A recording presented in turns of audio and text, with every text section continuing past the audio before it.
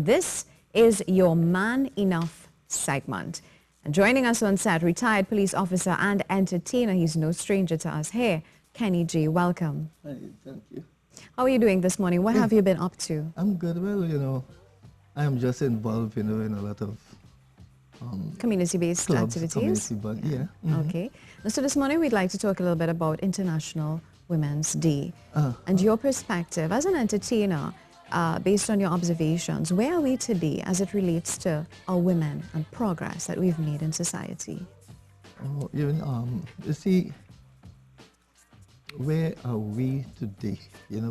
It's there are times like, for instance, it's not safe, number one, and it's kind of fearful as well for women these days. Sometimes, during the night time, I may be driving around.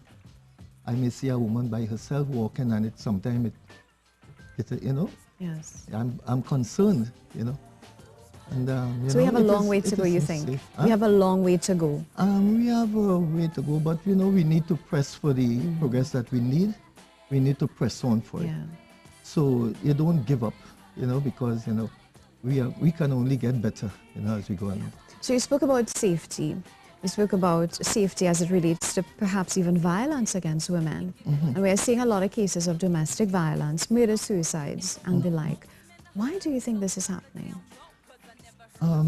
Well, being a community policing officer, or maybe in charge of the community policing in Southern Division, while I was a police officer, we seem to meet a lot of different cases going along, where domestic violence is not only abuse of let's say, physical, it stems to different abuses, right?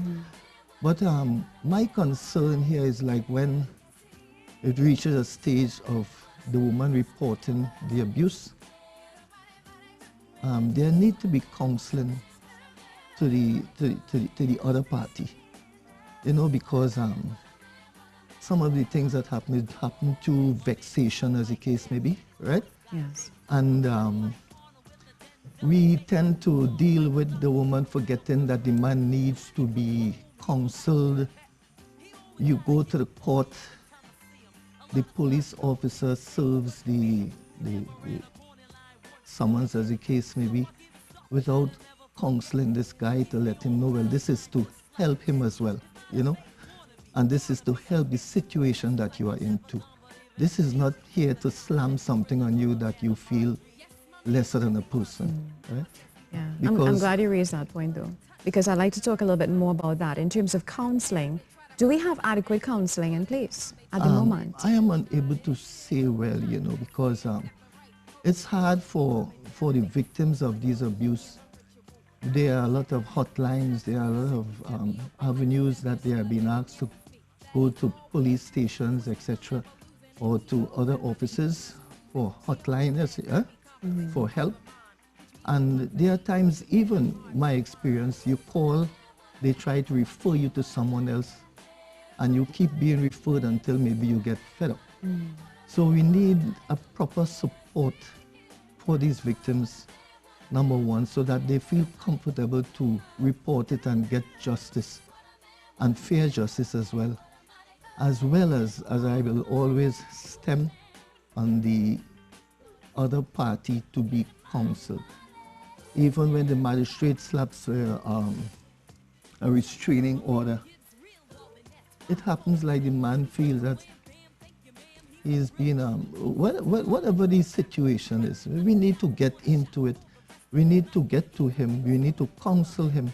Let him know that we care about you, but just that there are other options, okay? There are other options that you can take. And this restraining order is to help you to improve yourself, or to think of other options instead of what you have chosen. Now, as a former police officer, we've heard stories of women coming to the police station to make reports, and the sort of treatment that she gets at the police station, it's not very encouraging. Well, is that true? I will think in all areas where you go, whether to make reports or to get service, sometimes even at the hospital, it's a matter of luck because, you know, there are different people within these organizations. There are some who are very caring, some who may not be. So you may end up reaching the wrong person at times, or maybe a person who is just holding on and may not have the experience how to deal with these type of issues. So, or maybe all they can do is try to refer you to the correct people to deal with it so you can feel comfortable and that these people have time to sit with you to listen. Yeah. Yeah, one of the most important things is that if you have time to listen and don't cut a person off, you know. Yes. Speak with them, you know. Yeah. Okay, also, we've heard even in the newspapers a couple days ago, perhaps even a week ago, the president of the Single Fathers Association, he made a statement. He said that men don't really have avenues, as you rightly pointed out, to express themselves. Instead, it's as though the rum shop is the place that they go where they can vent about the challenges that they face and the anger issues and everything else. Would you say that is true? Yes, everybody seems to seek some form of comfort wherever according to situations that they face, right?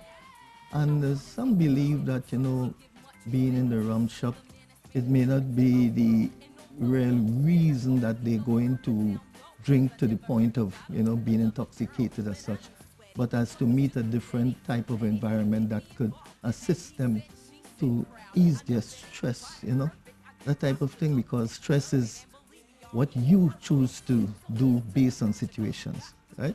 Yes. And when talking about rum shops, you know, like for instance, a police officer who has to serve a summons, he is not going to meet this guy in a rum shop and serve him and walk away, you know. What happens when he has to go home now, having received this under this situation, you know? So we look at situations here in which these things should be dealt with in such a way that it does not create further violence, that it makes the man understand the reason that these things are put in place is to assist him and to assist the situation that he is into. Now, this segment is called our Man Enough segment. So the question that I would like to pose to you as a man and you know, probably even as a husband and a father perhaps even, what is your advice to those looking on in terms of, are they man enough? Would you say in terms of society and the men friends or community, people that you've observed in Trinidad and Tobago, are our men man enough in terms of treating women with respect, love? Are we improving as a society? I can say yes and I can say no as well, you know. Sometimes, you know, every time you see a woman out there, she is well dressed, well prepared, well looking, you know, as you are, you know, beautiful and everything. And you look at some of the men, they have different ways, you know. You can judge them by the way they present themselves, you know. Some look raggy, you know, and some look well groomed, you know. But you find every woman you see out there, they look well groomed and nice, you know. So we believe that these men need to respect the women a little more and give them their space, their freedom. Yeah? Their freedom, their space. All right.